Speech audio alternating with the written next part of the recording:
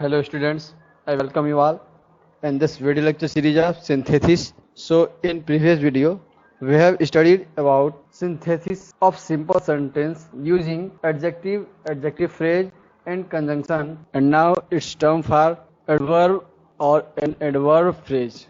Means we will synthesis two simple sentences using an adverb or an adverbial phrase. Okay. सो देखते हैं कि किस तरह से इसका यूज करके हम दो सिंपल सेंटेंस को जोड़ते हैं। ठीक है, चलिए देखिए क्या बोल रहा है कि जो हमारा एडवर्ब या एडवर्बियल फ्रेज है वो सेंटेंस के वर्ब को क्वालिफाई करता है या उसको क्या आता है उसकी विशेषता बताता है। ठीक, वो निश्चित करता है, क्वालिफाई करता है। और इसका यूज क्या आता है सेंटेंस को जोड़ने के लिए हम लोग कर सकते हैं, लेकिन जब हम इसको जोड़ेंगे तब समझ में आएगा क्या कर सकते हैं, कैसे कर सकते हैं।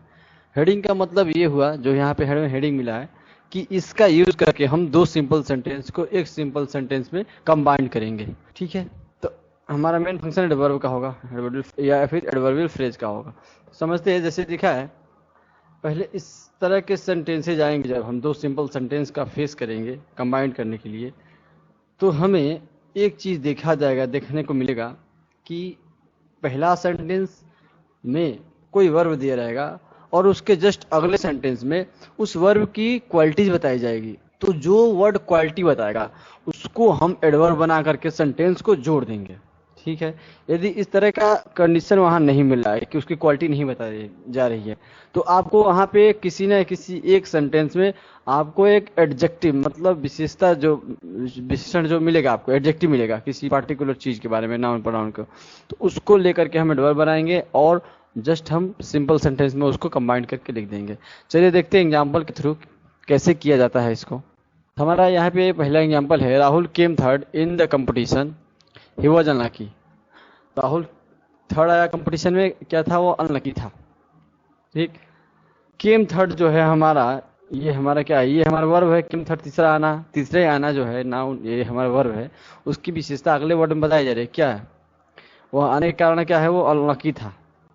ठीक है, तो इसकी स्पेशलिटी बताई जा रही है, तो जो हमें विशेषता बताई जा रही है उस वर्ब की पहले, उसी को लेकर के हम एडवर्ब बनाएंगे। तो अनलकी का एडवर्ब क्या होता है, अनलकी होता है। ठीक है, मैक्सिमम जो होता है हमारा एडजेक्टिव के साथ एल वाई जोड़ देने से हमारा एडवर्ब बन जाता है। ठीक है, तो हम भी एल वाई जोड़ के यहाँ पे एडवर्ब बना दिए सिंपली, तो क्या हो जाएगा। और देखो एडवर्ब, जब एडवर्ब बना दोगे तो तुम कहाँ लिखोगे एडवर्ब को, या तो सेंटेंस के लास्ट में लिख दो या पहले लिख दो, दोनों में कहीं लिख सकते हो। लेकिन जब बीच में लिखने की बात आएगी तो तुम हेल्पिंग वर्ब के जस्ट बाद लिखोगे उसको। ठीक, हेल्पिंग वर्ब के बाद लिखोगे, मतलब क्या, जिस नाउन प्रोनाउन के लिए तुम यूज कर रहे हो उसको, उसके पहले लिखोगे। उसको आगे हम समझाएंगे कैसे। पहले यहाँ देखो, इसको हम पहले लेकर आ गए यहाँ पे। अब बोला है कि Rahul came third in competition, बाकी सब सेंटेंस वैसे लिख देंगे, कमेंट हो गया हमारा। Unluckily Rahul came third in competition, दुर्भाग्य से राहुल क्या कंपटीशन में तीसरे पे आया। इसी तरह है, मिनाल परफॉर्म्स हर ड्यूटीज, उसकी ड्यूटी क्या परफॉर्म करता है। ही सी इज ओबीडियंट, लड़की है और क्या है वो ओबीडियंट है। तो इसको कैसे बनाओगे, ये किसकी विशेषता बता रहा है, देखो ये परफॉर्म की विशेषता बता रहा है कि वो कैसे परफॉर्म तो करता है, लेकिन कैसे करता है, ओबीडियंटली करता है। जो वर्ड बता रहा है इसकी विशेषता को, उसी को हम बना देंगे एडवर्ब। एल वाई जोड़ के बना दिया है, बनाया है यहाँ पे, देखो क्या किया है, मिनाल परफॉर्म्स हर ड्यूटीज ओबीडियंटली, इसी को लेकर क्या बना दिया है। ठीक है, तो इस तरह से हम और देखेंगे सेंटेंसेज, वहां पे और कुछ डाउट क्लियर होगा हमारा। जैसे एक और सेंटेंस है हमारा यहाँ पे, he will win the election, this is certain, कि क्या है वो इलेक्शन जीतेगा, यह निश्चित है। तो इसको कंबाइंड कैसे करोगे एक शब्द में, कि यह निश्चित है कि वह इलेक्शन जीतेगा। ठीक है, तो मैंने बताया था जैसे अभी कुछ देर पहले कि जैसे हम बीच में यदि एडवर्ब लगा रहे हैं तो उस कहाँ लगाएंगे, हेल्पिंग वर्ब के बाद आपको मैक्सिमम टाइम देखने को मिलेगा। जैसे क्या लिखा, ही रहेगा पहले से, हमारा सेंटेंस है जो कि पहले से हमारा दिया हुआ है, तो हम भी वैसे जस्ट क्या लिख देंगे, ही लिख दिया। उसके बाद क्या हो गया हमारा, विल हो गया, क्या हमारा हेल्पिंग वर्ब आ गया जो भी है विल। उसके बाद क्या लगा, सर्टेनली, एडवर्ब आ गया हेल्पिंग वर्ब के बाद। उसके बाद बाकी सब सेंटेंस वैसे आगे लिख दो, विन द इलेक्शन। ठीक है, तो इस तरह से हम लोग बना सकते हैं। उसी तरह है, सी वाज स्कॉल्डेड, वह डांटी गई। देखो ये पैसिव है। ठीक है, ही हर अंकल स्कॉल्डेड बैडली, उसके अंकल ने जो बुरी तरह से स्कॉल्ड किया, उसको डांटा। देखो यहाँ पे जो वर्ब आया है स्कॉल्डेड, इसकी विशेषता बताया जा रहा है बैडली के, बुरी तरह से। इसकी और क्या अधिक जानकारी, मतलब विशेष एडजेक्टिव है इसका, विशेषता अधिक बताया जा रहा है, इसी को हम लेकर बना देंगे एडवर्ब। तो क्या बनाओगे इसको, सी वॉज बैडली, देखो हेल्पिंग वाज आया है, इसके बाद हमारा एडवर्ब लगा है, she was badly scolded by her uncle, simple है। उसी तरह she is an honest girl, उसके बाद नेक्स्ट सेंटेंस क्या है, there is no doubt about it, उसके और क्या है कि इसमें कोई संदेह की बात नहीं है। तो इसको कैसे जोड़ोगे, इसी तरह कहोगे निस्संदेश वह क्या है, ऑनेस्ट गर्ल है।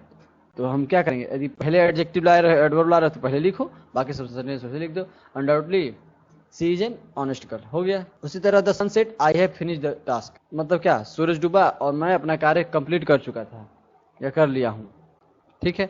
तो कैसे बनाओगे इसको कि सूरज डूबने तक मैं अपना कार्य क्या है, कंप्लीट कर चुका था। तो उसी तरह मैंने बताया है आई have finish the task by sunset, ठीक है।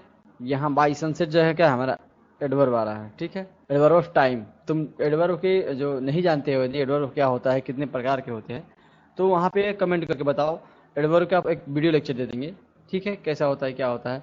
ये जो है हमारा एडवर्ब कई प्रकार के होते हैं, adverb of minor, adverb of time, ठीक है। जब तक एडवर्ब नहीं जानोगे ठीक से तब तक दिक्कत होगी थोड़ा इसको समझने में। तो पहले एडवर्ब का देख लो वीडियो कहीं से, यदि नहीं पता है, नहीं मिल रहा है तो बताओ कमेंट करके, वहाँ से हम एक और वीडियो अपलोड कर देंगे, ठीक है। तो ये क्या है, एडवर्ब ऑफ टाइम है। इसी तरह एक और सेंटेंस है, ही spent all his money this was foolish, ठीक, उसने क्या अपना सारा धन खर्च कर दिया, यह फुलिश था, ठीक है।